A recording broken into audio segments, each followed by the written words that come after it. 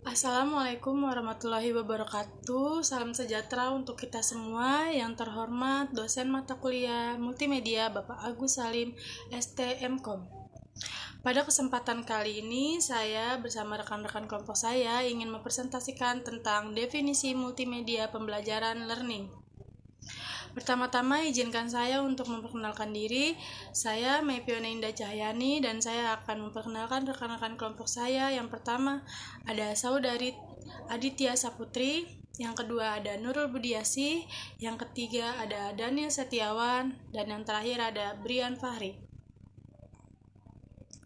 Struktur presentasi yang pertama pengertian multimedia, yang kedua kategori multimedia, yang ketiga manfaat multimedia pembelajaran learning, dan yang terakhir keunggulan multimedia pembelajaran learning.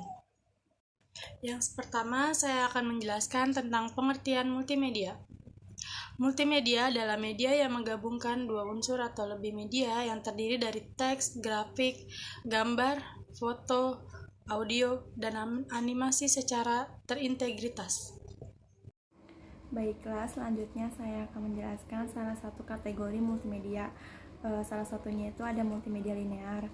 Multimedia linear adalah multimedia yang berjalan secara lurus. Multimedia ini bisa dilihat dari film, video, dan lain sebagainya. Multimedia linear adalah suatu multimedia yang tidak dilengkapi alat mengontrol apapun yang dapat dioperasikan oleh pengguna atau berlangsung tanpa kontrol navigasi dari pengguna. Bagaimana penyajian multimedia linear?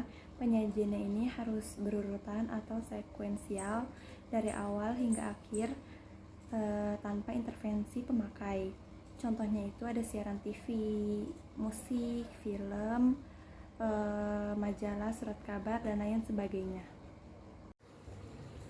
Baik, selanjutnya multimedia interaktif. Multimedia interaktif adalah suatu multimedia yang dilengkapi dengan alat mengontrol yang dapat dioperasikan oleh pengguna, sehingga pengguna dapat memilih apa yang dikehendaki untuk proses selanjutnya. Bentuk lain dari multimedia interaktif adalah hypermedia. Hypermedia adalah bentuk lanjut dari multimedia interaktif. Perbedaannya dengan multimedia interaktif biasa adalah hypermedia memungkinkan penggunanya untuk dapat lebih berkontribusi di dalam konten multimedia tersebut. Manfaat penggunaan multimedia pembelajaran secara umum adalah membuat proses pembelajaran lebih menarik.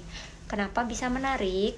Karena dengan adanya gambar-gambar dapat membuat kita lebih fokus dalam memahami materi yang disampaikan, sehingga siswa lebih aktif atau interaktif. Mengurangi jumlah waktu pembelajaran ini maksudnya mempersingkat waktu dalam pembelajaran, sehingga materi yang disampaikan bisa lebih luas. Meningkatkan kualitas belajar siswa, di mana dengan media pembelajaran maka kualitas belajar menjadi meningkat karena tidak hanya guru yang aktif memberikan materi kepada siswa, tetapi siswa dapat aktif di dalam kelas dan terlibat dalam proses pembelajaran sehingga dapat menumbuhkan minat dan motivasi belajar siswa. Materi selanjutnya akan dibacakan oleh Mas. Baik, yang selanjutnya adalah keunggulan multimedia pembelajaran atau learning. Yang pertama, memperbesar benda yang sangat kecil dan tak tampak oleh mata, seperti kuman, bakteri, elektron, dan lain-lain. Yang kedua, memperkecil benda yang sangat besar, yang tak mungkin dihadirkan di sekolah, seperti gajah, rumah, gunung, dan lain-lain. Yang ketiga, menyajikan benda atau peristiwa yang kompleks, rumit, dan berlangsung cepat atau lambat, seperti sistem tubuh manusia, bekerjanya suatu mesin, beredarnya planet Mars, berkembangnya bunga, dan lain-lain. Kesimpulannya, multimedia pembelajaran dapat diartikan sebagai aplikasi multimedia yang digunakan dalam proses pembelajaran.